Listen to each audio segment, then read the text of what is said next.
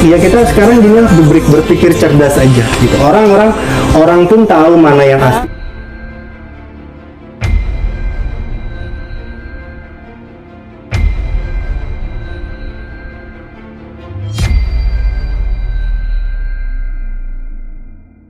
Asli mana yang palsu itu tahu. Ya, jadi kisruh ini mulai rame berawal adanya band anima baru yang digagasi oleh salah satu basisnya mengganti vokalisnya, drummer dan personel lainnya. Nah, di dalam statement mereka yang seperti kita lihat bersama bahwa band anima baru tadi mengatakan kamilah yang asli, yang memulai dari awal. Ini kan sebuah pembicaraan pembohongan publik. Kalau kita berbicara palsu, palsu itu kan bahasa yang tidak pernah tunggal. Satu contoh, ada uang palsu, tentu ada uang asli kan. Ada ijazah palsu, tentu ada ijazah asli. Nah, kalau kita tarik tadi, yang asli itu mana? Yaitu mereka ini. Yang asli itu sudah terdaftar atas nama mereka ini, personel band. Berdasarkan peraturan merek, yaitu Undang-Undang Nomor 20 Tahun 2016 tentang merek dan indikasi geografis. Undang-undang ini menganut azas first to file, artinya siapa yang dulu mendaftarkan maka dialah pemiliknya. Nah, kebetulan ini sudah terdaftar duluan, dialah pemiliknya. Nah, bagaimana dengan yang kedua ini? Apakah ini bisa keluar juga atau tidak? Kalau kita berpedoman kepada pasal 20 dan 21, ada faktor-faktor merek yang tidak bisa didaftarkan dan akan ditolak pendaftarannya. Pertama, apabila merek itu diajukan oleh orang beritikat tidak baik, itu kata pasal yang tersebut tadi. Kedua, apabila memiliki persamaan pada keseluruhan dengan merek terdaftar atau memiliki persamaan pada pokok. Nah, mengacu ke undang-undang merek, jika merek itu sudah terdaftar, maka pemilik merek ini kebetulan nama bertiga ini didaftarkannya berhak untuk melarang. Nah, kalau kita berpedoman kepada pelanggaran hukum, tentu di dalam hal ini ada konsekuensi hukum. Sebagaimana diatur di pasal 100 ayat 1, menggunakan merek terdaftar tanpa izin pemilik merek terdaftar, itu dapat dikenakan ancaman pidana kurungan 5 tahun atau denda 2 miliar rupiah. Demikian juga pada pasal 100 ayat 2, menggunakan merek yang sama pada pokoknya saja, maka itu dapat diancam dengan ancaman pidana kurungan 4 tahun dan denda 2 miliar rupiah. Kalau kita tarik di Undang-Undang Hak Cipta, dia berstatement yang lama ini adalah palsu, padahal masih eksis. Artinya, dia tidak mengakui atas karya-karya cipta karena lagu-lagu itu masih dipegang penciptanya oleh yang kelompok ini. Nah, itu kan dapat dimungkinkan apabila dibuktikan hak ekonomi ini tidak jatuh kepada pencipta aslinya, itu juga bisa disangkakan pidana tentang pelanggaran hak ekonomi. Dan dikhawatirkan juga menghilangkan hak moral. Logikanya begini, yang asli kami, katanya, menurut statement dia. Artinya karya-karya besar yang asli di sini tidak diakui ya. Itu sebuah pelanggaran. Dan lagu-lagu hit seperti Bintang itu diciptakan berawal terobsesi oleh penciptanya. Kebetulan lagu Bintang itu aku ciptain buat mantan pacarku, namanya Bintang, sekarang menjadi istri. Alhamdulillah kita dapat omongan 2 karena dari lagu itu. Jadi emang aku ciptainnya dari tahun 2003-an lah, 2003-2004 di Bandung. Akhirnya jadi singlenya Anima, populer lah kita 2005 di MPK ya, meledak sampai sekarang. Cuman aku yang nggak terimanya itu semenjak ada Anima yang sebelah, jadi dia nge-recycle lagu itu dengan vokalis yang baru. Aku bilang sama istri, karena istri sampai detik ini tuh manajer personalku kayak gitu. Aku bilang kok ini bisa ya gitu, karena aku selalu menghargai vokalis original. Aku selalu bilang sama Rino, karena Rino ini gitaris satu lagi tuh sobat deket juga. Aku sering curhat sama dia, no ini nggak bisa kayak gini, original itu tetap Lucky kayak gitu. Jadi nggak bisa digantiin kayak gini, kita harus tegur. Aku pernah message di Facebook, sampai sekarang tuh nggak dibalas sudah berapa tahun ya. Itu lumayan, ini udah lumayan lama sih. Terus Rino juga aku bilang, no coba konfirmasi ke Eldi. Ternyata Rino itu WhatsApp-nya itu diblok sama Eldi, Instagram diblok, aku nanya sama Lucky juga, mereka diblok semuanya gitu. Jadi ini ada apa gitu? Karena aku berpikirnya Anima itu ya originalnya ya ada Lucky, ada Rino, ada Engkan, ada Andri. Aku selalu bilang, ayo kita soal yuk sama Eldi. Cuman mungkin sama Eldi-nya kita nggak gimana ya, nggak deket mungkin ya, ya nggak terima kali.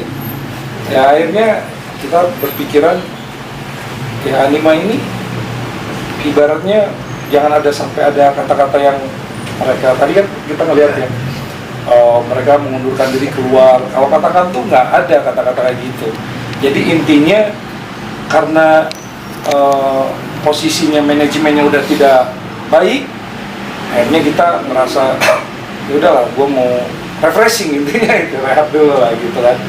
Akhirnya aku rehat dulu tuh, mau gue kayaknya ini dulu karena manajemennya udah mulai tidak baik lah gitu kan. Aku pengennya Anima ya Anima kayak dulu, kita solid gitu kan. Kru tim produksi juga kita dulu zaman indie label itu sangat solid sekali. Jadi pas kesini itu banyak mungkin kalau aku lihat sih sindrom sih.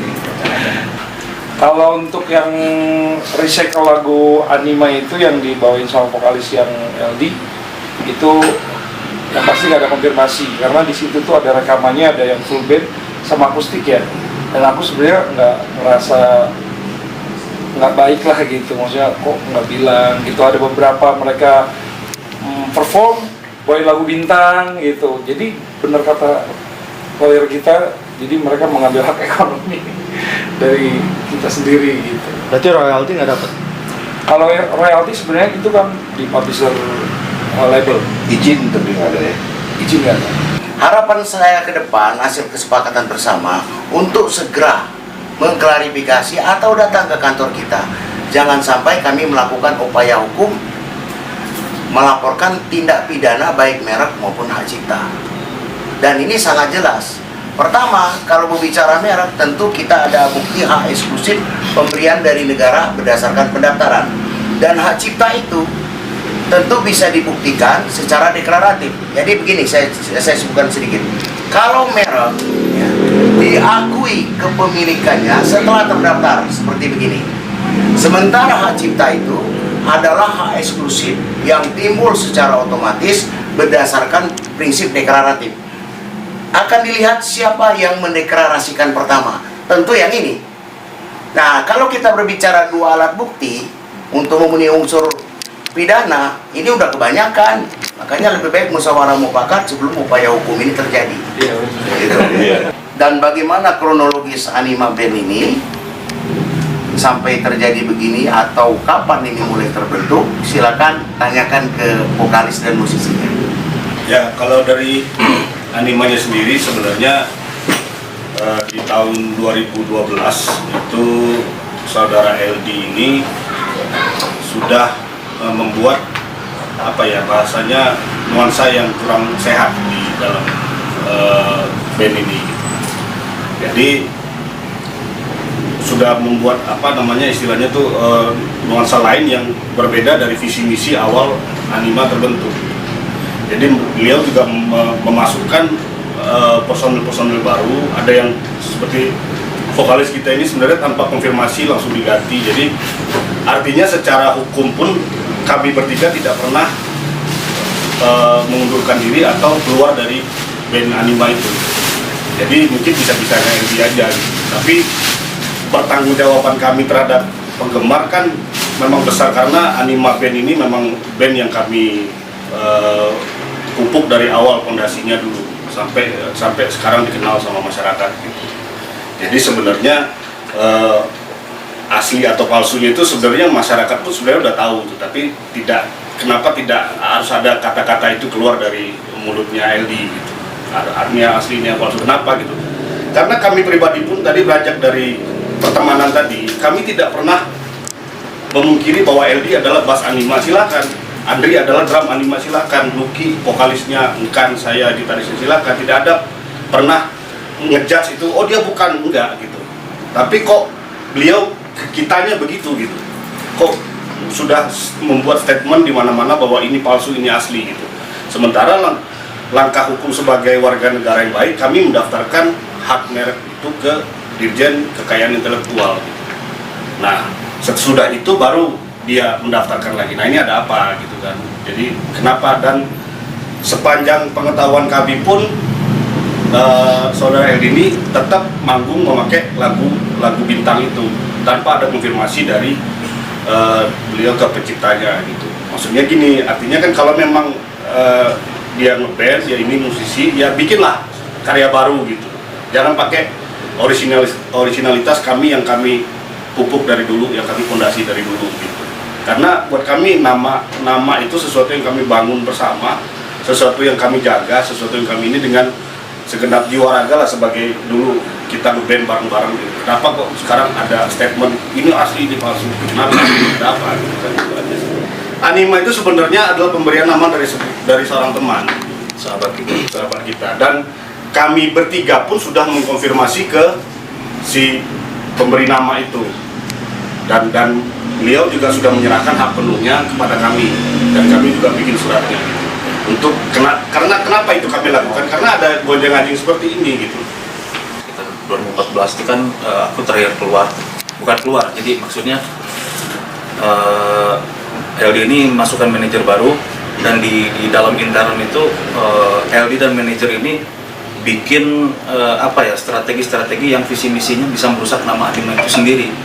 Nah, aku di situ dulu kurang setuju, bahkan sampai latihan nggak datang segala macam. Akhirnya pada saat itu tiba-tiba ada vokalis pengganti di dalam. Nah, dari semenjak itu dia rekrut personil baru, mulai vokalis, gitaris, drummer, semuanya. Itu udah sering saya pribadi udah sering Dik, ayolah sambung silaturahmi lagi, kita ngobrol lagi gimana baiknya. Tapi memang tanggapan dari pihak ya LD-nya memang mentok ya, blok nomor WhatsApp, IG segala macam di blok semua.